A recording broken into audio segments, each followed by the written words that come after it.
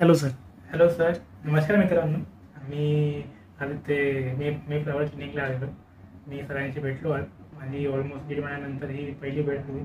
माझं सर्जरी करून 1.5 महिना झालेला आहे. आता रिझल्ट बघाल तर खूप अतिशय चांगले रिझल्ट आहे.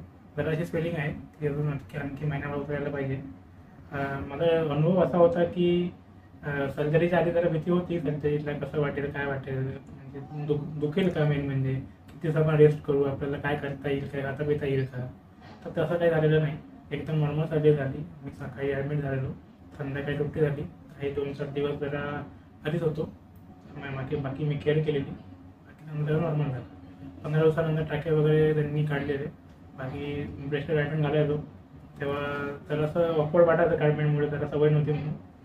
आता काही नाही, आता नॉर्मल झालं. आता महिना झाल्यानंतर आपण गार्डमेंटसुद्धा काढलं. आता एकदम मी फ्री आहे.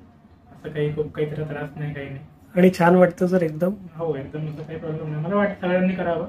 त्याला ज्याला त्रास आहे त्यांनी करावं. भ्यायचं म्हणून काही नाही, कारण असं काही. हो, लोकांना भीती वाटते काय होईल काय नाही. एकदा आपण सुद्धा त्या गोष्टीतून फ्री झालो की आपला तो कॉन्फिडन्स बिल्डअप होतो. ते खूप आवश्यक आहे. म्हणून ज्यांना कोणाला भीती आहे, एकदा सरांना म्हटलं दाखवा नक्की. कारण सजेशन घ्या काय करता येतं. बिलकुल नक्कीच करा. चला, थँक्यू सर.